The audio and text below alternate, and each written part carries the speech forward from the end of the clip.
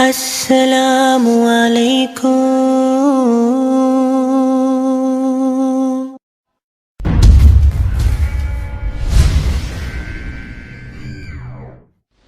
We are in very testing times. We are in a time full of fitna. We are in a time full of fasad and difficulty. And very rarely do you come across youngsters who say that they are not affected. The environment is such that it has this pull. Wherever we go, even if we are walking in the streets, it is difficult to preserve that iman. But one fitna which is apparent in our zamana today, one very big problem which we find in and amongst the ummah,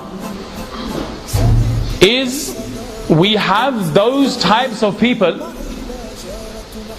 who at large are victims to the consuming and the taking of alcohol and drugs. When a person becomes drug dealers, drug addicts, the majority of time when you question the people how they reach from their stage of 1 to 10 in terms of being addicted, they say we started off on some mild substances. You know, some of us, we gathered together, choose the cigarette, and then that's how our ball started. And then they start moving on to something different. On the weekend, people chip in and they contribute, ma'adallah, to some eighths and some tenths and some quarters and some ounces, and then they start smoking away. Until a time comes where now they start the raving and the shaving, then now the other stuff comes involved. And that's the thing. People like to give it a funny little name and argue its permissibility. This same youngster said, he goes, show me where it says skunk in the Quran. Show me where it says. And obviously you're not going to find the exact words. You're not going to find everything in black and white in Quran. It gives you usul, it gives you a principle. And that principle is then carried out further. But the hadith of Rasulullah sallallahu alaihi wasallam explains to us, Ijtanibu kulla muskir. Abstain and stay away from everything which has the potential of intoxicating the brain. Stay away from everything. Kullu muskirin khamr wa kullu khamrin haram. Rasulullah sallallahu alayhi wasallam mentions again, everything which intoxicates is khamr, and anything which is khamr is ultimately haram. Therefore we come to this conclusion, everything which intoxicates is haram, declared from Quran, declared from hadith. Youngsters, ajib, driving around in cars, blazing the music, listening to this hip-hop music, jungle music, garage music, house and garage, bopping, stepping, showing themselves as a rude boy in society, walking around with zoots in their mouths, zoots behind the ears.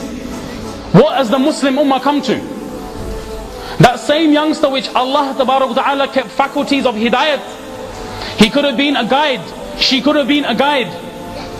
Allah put in the potential of all people to do good deeds, to do bad deeds. We chose that way of life. We chose that evil. We chose that haram. We chose those drugs. It mentions in the hadith that person that consumes intoxicants, أخرج نور الإيمان من جوفه. From his heart, from amongst his bosom, his chest, the nur of iman is extracted and taken away. لا يشرب الخمر حين يشربها وهو مؤمن. A person while consuming intoxicants, while they are doing this, they are not in the state of iman. They are not in the state of iman. This is what the hadith entails. Now Allah forbid, if someone is just raving it on the weekends, he links up with a few of his local brothers from his local area, and we are going out, we are going raving, we are going to jam. And we know the incidents, there are so many in the news, people popping tablets, doing pills, doing all kinds of madness. Someone ODs and dies. What happens to that person? Where are they going? The people with iman in their heart, la ilaha illallah, foaming from the mouth, ODing. Youngsters who had the potential to drive the ummah forward,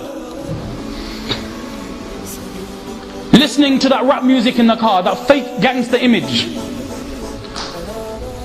listening to your DMX, listening to your Tupacs, listening to your Biggie Smalls. Yeah, DMX was a great person, wasn't he? Standing on the front of his cover with blood dropping off his body, swine blood. That's attractive. That's got image. That's got beauty. What about the beauty of Hassan and Hussein? What about the beauty of the people like Tariq bin Ziyad? What are the likes like Salma bin Aqwa? What are the examples like Imam Bukhari, Imam Shafi'i, these great scholars of the past? And you know the sad thing is, they encourage and help each other as well. I've got this, bro, I've got this, yeah, can we link up? Yeah, can we bun that? Yeah, can we pick up? Someone sent me a text message by accident, a youngster from amongst our congregation. Wallahi, he texts me, yeah bro, have you got the greens? And I said, what greens are you talking about? Imagine, I knew what he was getting at, and I said, the only drugs I have got is that which will affect your iman and your a'mal. Don't be a victim, brothers, wallah. And my sisters, don't be a victim. It's only a little bit, it's only a minor bit. It's just the weekend. We're just doing a little bit on the side. Think of the harms. You're harming your body, you're harming yourself. And it's a fake image, brothers, fake. It's a mirage. We think we will fulfill our desires in this way. Allah's qasam, no soul ever tasted sukoon, peace, tranquility, afiyah. That person who went against the commands of Allah. It's not possible. When Allah mentions Ala bi dhikrillah tatma'innul qulub, with the zikr of Allah, with the remembrance of Allah, that is where you will find peace, that is where you will find comfort. It's a fake image. And we are watching these videos becoming even more beguiled, even more lost. All eyes on me, gin and juice. But how fake of an image? Yeah, hiring your fake jewels, hiring your jewels, getting mugged off, getting 10% of your sales because the people who are above you, producers, are mugging you off. Yeah, I'm a big man. Ajib, what a fake lifestyle. Even, okay, let's just say for argument's sake, someone had a great lifestyle. For them it was really, really great and glamorous. Even though it won't be, how long will it last for? 10 years? 20 years? 25 years? Ultimately it is death. You may live in your high castles now. You may live in your fake mansions which you purchase from drugs now. You may watch your little Scarfaces, your little Nino Browns, your little Ice Cubes and Ice Teas and want to be like them. And live in your big mansions made from haram, destroying people, disgracing people. سَتُدْفَنُ عَنْ قَرِيبٍ فِي التُّرَابِ. There'll come a time when you will be buried and the only place you will know around you is mud and the earth. Wallahi, my brothers, today we need to make tawbah. We need to make sincere tawbah from today. We need to make a covenant with Allah. Until the day we die, we won't get involved in these things. There is too much to lose. مَنْ شَرِبَ الْخَمْرِ لَمْ يُقْبَلْ لَهُ صَلَاةً 40 صَبَاحًا. Imam Tirmidhi alayhi rahmah, he mentioned this hadith. If anybody consumes intoxicants, for that person 40 days salah will not be valid. Yes, we have to pray because it is fard. And man taraka salah faqad kafar. If anybody abandons their salah, then this person is tantamount to being a kafir. But there will be no thawab, no reward behind these actions. Wallah, my dear respected brothers, my elders, my sisters, anyone who may be listening and will listen to this, wallah, if we are doing this, we have to make tawbah from today. Allah subhanahu wa ta'ala is the dua, the khaliq and malik of everything. If we make solemn intention from today that we will definitely reform our lives, wallahi, Allah's qasam, Allah will give us tawfiq. And it's a fake image. These boys in their little areas thinking they're big mans, when they get approached by proper grime, that's when you see them run away like little boys. Our boys aren't cut out for that. A Muslim person brought up is not cut out for that. Wallah, brothers, it's just stupid, it's foolish. And even if one is making millions and billions, every single pound one is making is haram.